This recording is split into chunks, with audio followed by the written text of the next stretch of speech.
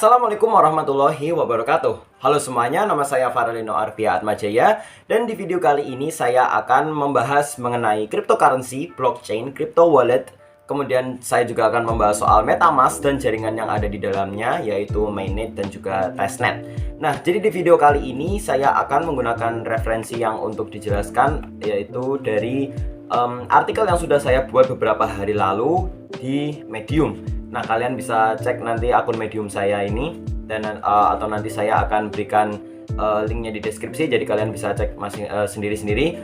Nah, oke, kita akan mulai dengan bahas apa itu cryptocurrency. Nah, kita akan kenalan dulu dengan apa itu cryptocurrency.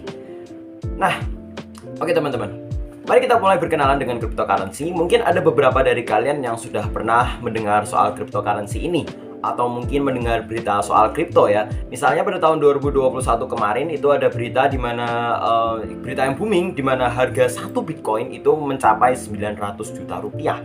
Sedangkan harganya sekarang turun hingga 300 juta per satu Bitcoin. Nah, teman-teman tahu nggak kalau sebenarnya Bitcoin ini termasuk dalam salah satu jenis cryptocurrency. Jadi Bitcoin ini bukan sebuah barang fisik yang walaupun bernilai ratusan juta, melainkan ini adalah sebuah mata uang digital. Nah, jadi cryptocurrency itu sederhananya atau sering disebut sebagai kripto adalah sebuah mata uang yang berbentuk digital dan bentuknya tidak tersedia dalam bentuk fisik seperti koin atau uang lembaran yang digunakan secara umum dalam kehidupan kita sehari-hari. Nah, jadi kripto ini ya fungsinya sebenarnya sama untuk melakukan transaksi pembayaran dan seperti jual beli seperti itu. Namun ini kan secara daring. Jadi uang rupiah, uang ringgit, uang dolar itu bukan termasuk dalam kripto ya teman-teman, karena itu adalah mata uang yang fisik. Sedangkan kripto ini sebuah mata uang digital. Nah, contoh mata uang kripto itu apa aja sih? Nah, ini sudah saya beri contoh Bitcoin seperti Bitcoin, Dogecoin, Litecoin, Tethercoin, dan Ethereum. Nah, terus kalau teman-teman tanya nih, lalu apakah cryptocurrency ini bisa dipalsukan layaknya uang lembaran yang biasa kita pakai? Karena uang lembaran yang biasa kita pakai itu terkadang juga ada pemalsuannya. Sebentar, saya tutup ini. Nah, jawabannya itu tidak bisa teman-teman. Mengapa begitu? Karena cryptocurrency ini dibuat dengan yang namanya kriptografi.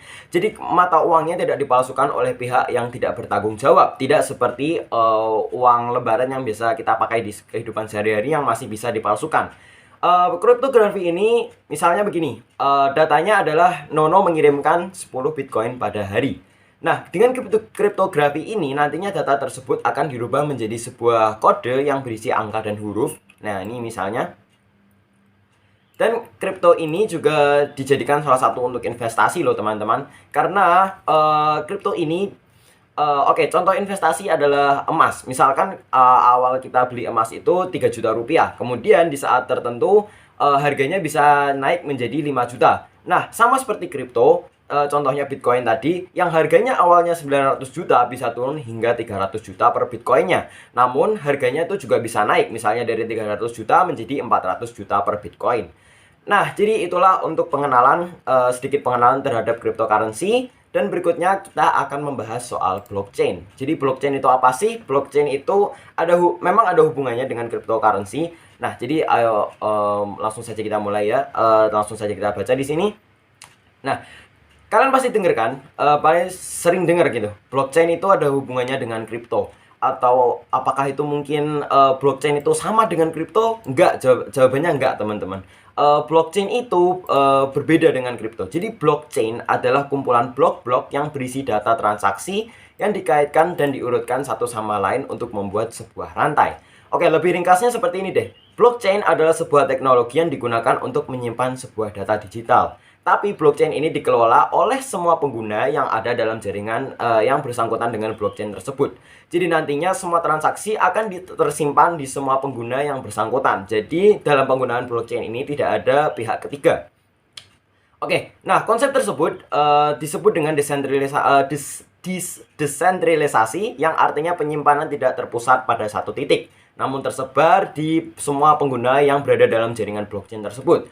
Untuk lebih paham, ini ada sebuah pemisalan. Nah, ini bisa kalian baca. Ada 3 orang, yaitu Nono, Heri, dan Umar. Suatu hari Nono mentransfer uang kepada Heri senilai 500.000 rupiah. Setelah transfer disepakati dan dianggap sah, maka transfer tersebut wajib dicatat oleh Nono, Heri, dan Umar.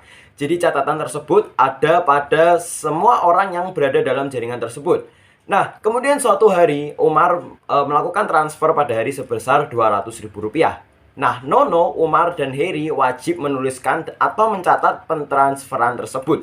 Jadi setiap transaksi atau transfer yang terjadi itu harus dicatat, itu akan tercatat oleh semua pengguna yang ada di jaringan tersebut. Nah, kemudian suatu saat ada seorang yang bernama Jojo yang ingin bergabung dalam grup tersebut.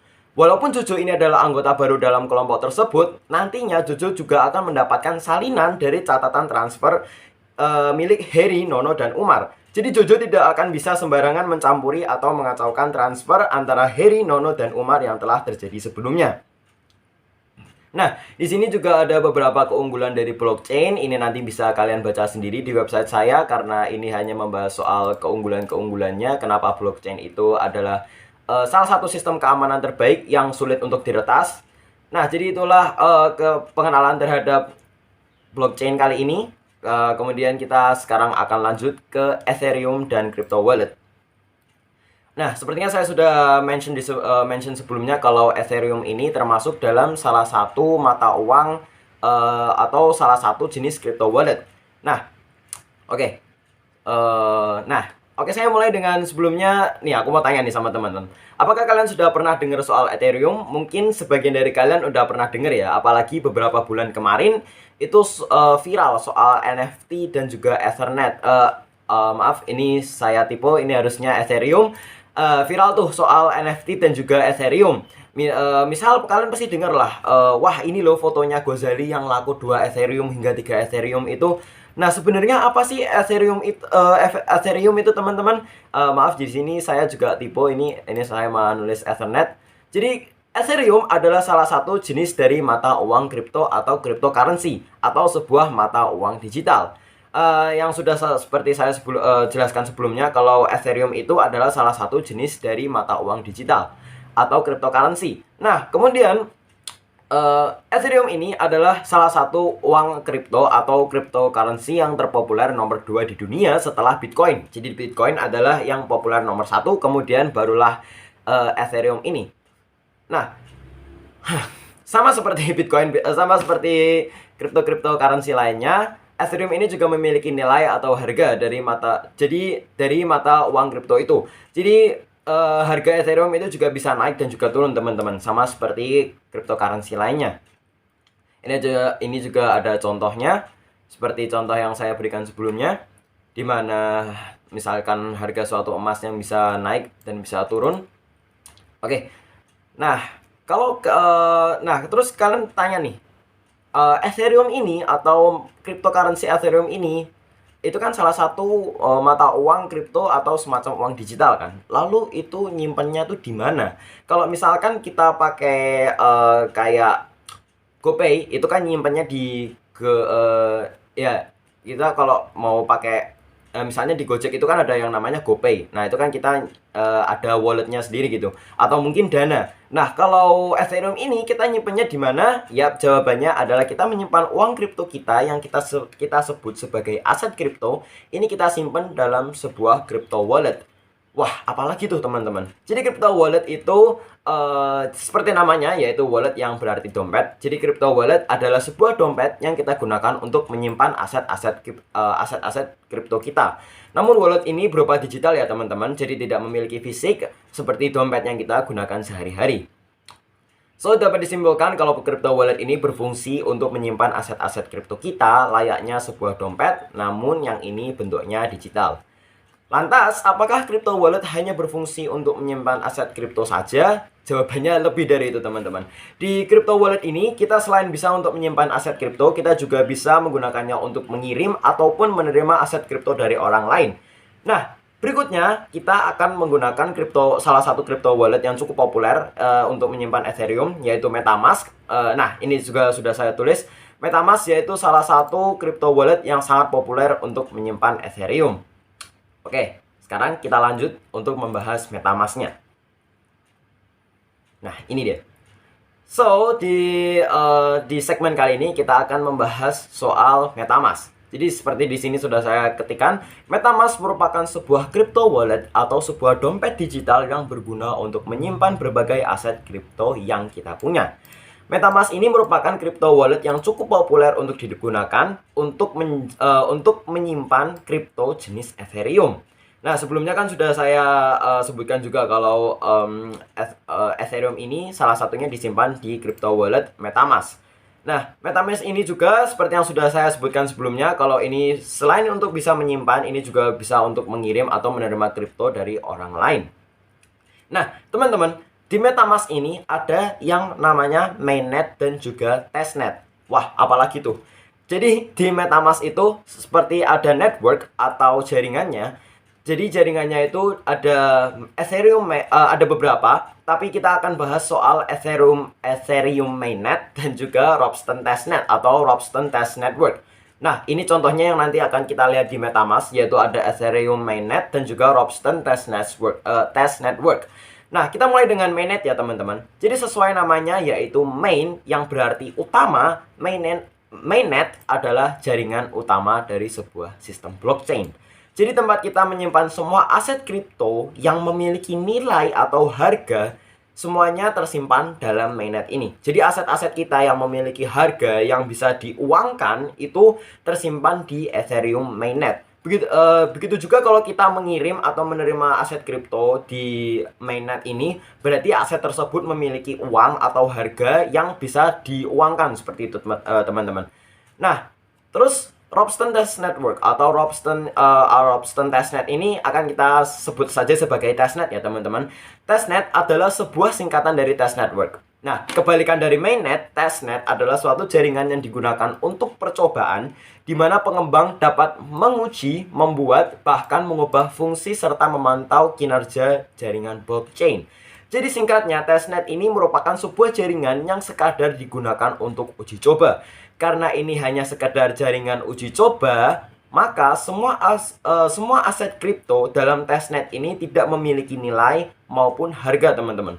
Jadi misalkan kalian memiliki aset kripto yang berada di Ropsten test network itu tidak memiliki nilai ataupun harga. Jadi itu hanya sebuah uji coba. Nah, jadi itu tidak bisa diuangkan, jadi itu tidak memiliki nilai atau harga dan tidak bisa diuangkan seperti itu. Nah, itu adalah sedikit penjelasan soal MetaMask dan juga jaringannya yaitu mainnet dan juga testnet. Nah, sekarang kita akan lanjut untuk tutorial kita akan lanjut untuk menggunakan MetaMask ini teman-teman. Nah, berikutnya kita akan download MetaMask ini. Oke, di sini sudah saya tuliskan langkah-langkah dalam dalam mendownload MetaMask, tepatnya di Google Chrome. Jadi nanti kita akan menggunakan Chrome extension. Kalian nanti bisa baca di artikel ini. Namun karena saya sudah cukup hafal dengan langkah-langkahnya, langsung saja kita praktek. Jadi kita buka dulu Chrome kita.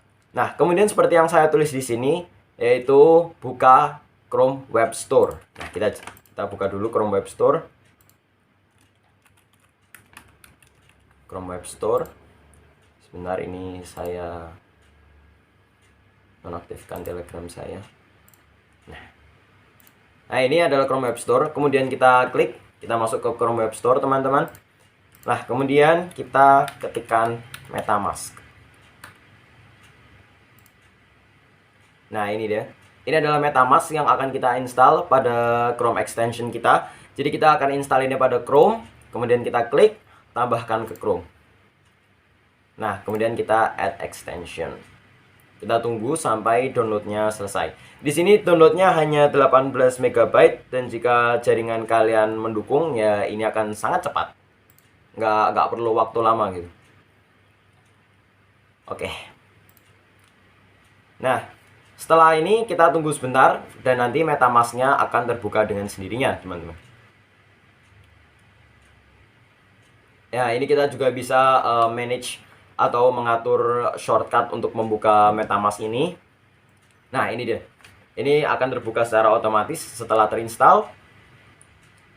Nah, oke, sekarang tampilannya sudah begini teman-teman, dan kita akan mulai untuk membuat crypto wallet kita. Nah, ini kita agree saja. Nah, kemudian ini ada dua pilihan, import wallet dan juga create a wallet. Import wallet ini kalau kalian sudah punya wallet, jadi kalian bisa gunakan walletnya di sini. Tapi karena kita akan mulai dari nol, jadi kita akan klik create a wallet ini.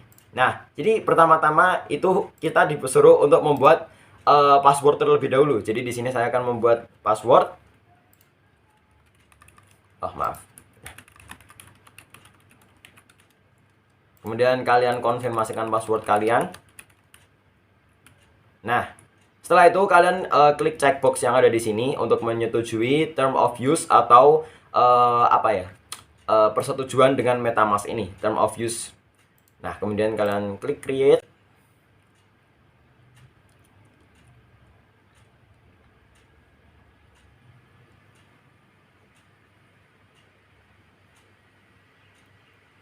Nah, berikutnya ini teman-teman, kita akan jadi di crypto wallet ini ada apa yang seperti apa ya? Maaf. Ada yang namanya seperti password, tapi ini untuk wallet MetaMask-nya itu.